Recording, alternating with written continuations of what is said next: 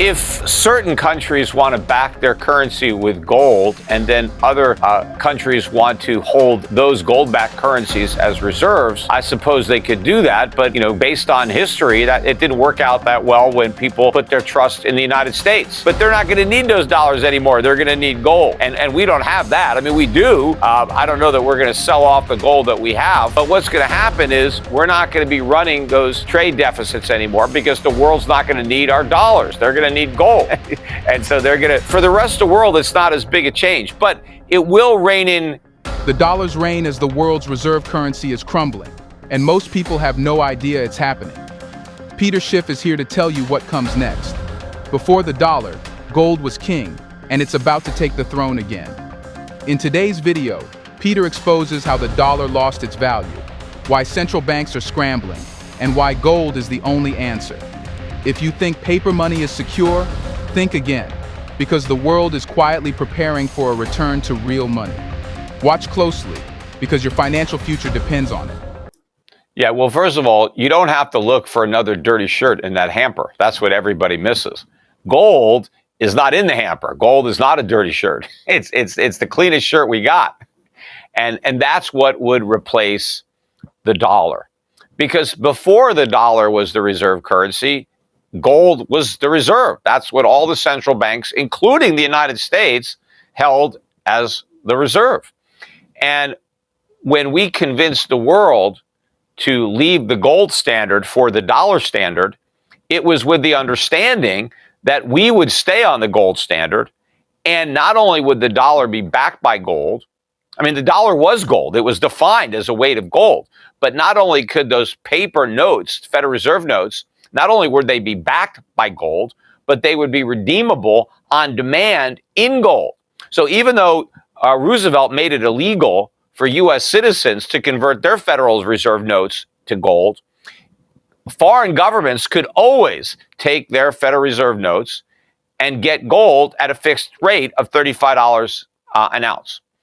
And so when we broke our pledge in 1971, when we defaulted on our promise and we told the world that the notes are now worthless, that they used to be IOUs for gold and now they're IOUs for nothing, the dollar got marked down, but it didn't get counted out. It lost about 2/3 of its value against the Deutschmark, the yen, the franc, but it stayed as the reserve currency. And that was the beginning of the huge problem, because once we realized that the world was dumb enough to hold our worthless paper as a reserve, that's what started the massive deficits. That's how we went from the world's biggest creditor to the world's biggest debtor. That's how we went from large trade surpluses to massive trade deficits, because we could print money and get stuff for free.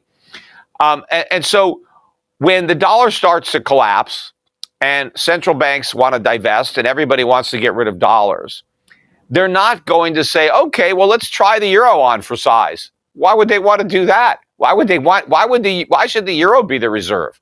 The yen? Are you going to use the yen? I mean, come on. They can't. I mean, the yen isn't. They can't use the pound sterling anymore. You're right. There are no currencies that are worthy of the dollar's crown. The dollar's not worthy of it either.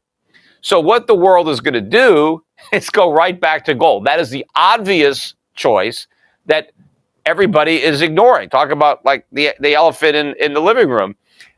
So people are complacent. Oh, the dollar will be the world's reserve forever because no other currency can. Paper currency needs to be backed by real money. That's the problem. We have a monetary system right now without any money. We need to anchor the system with real money.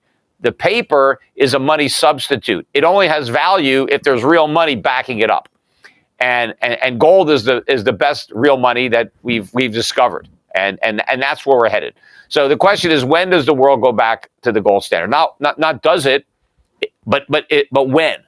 But the history of the world for hundreds of years is gold is money. And that history hasn't been rewritten. Gold's going to continue to be money for a long time. This period where it wasn't used as money will be a footnote in history and a lesson to be learned. So this has created this false sense of complacency that the dollar will remain the reserve currency indefinitely because there's no other currency that can take its place. But people are missing the elephant in the living room. The obvious choice to replace the dollar is what the dollar replaced, and that's gold.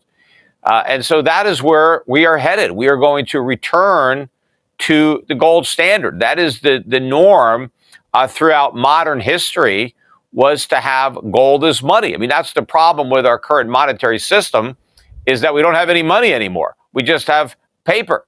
But currency needs to be backed up by real money, and that is where we're headed. So it's not a question of will or even if we're going to return to a gold standard. The question is when. How soon is it going to happen? The sooner the better, as far as I'm concerned.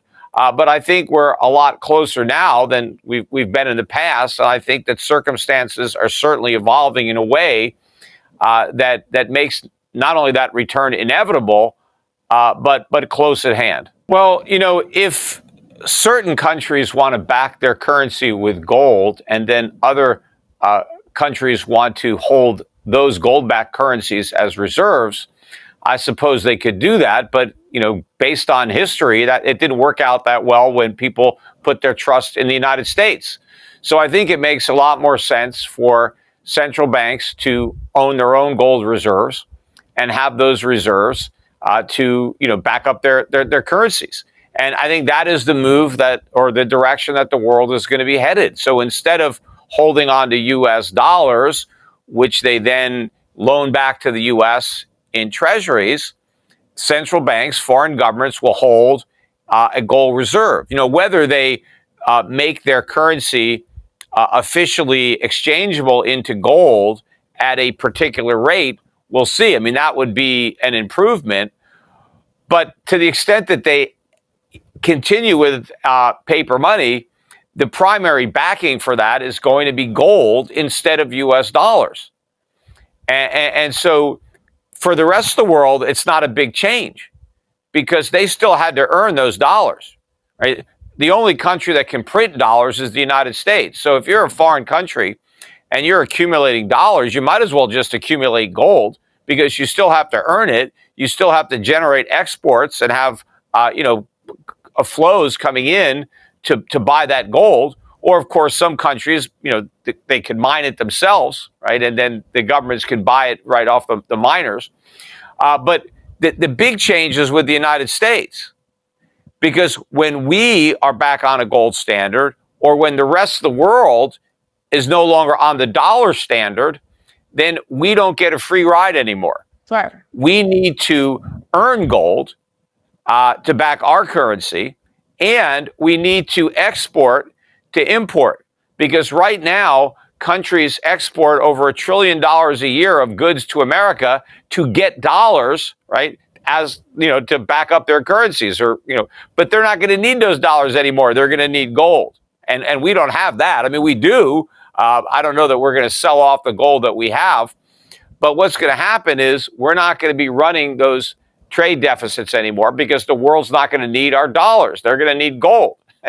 And so they're going to, but so for the rest of the world, it's not as big a change, but it will rein in governments to the extent that they want to keep running deficits. It's going to be a lot harder to do that with gold than with the U.S. dollar.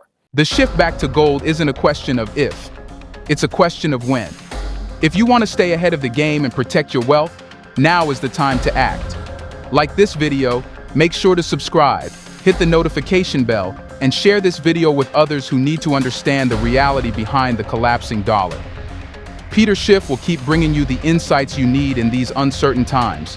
Stay informed, stay prepared, and we'll see you in the next video.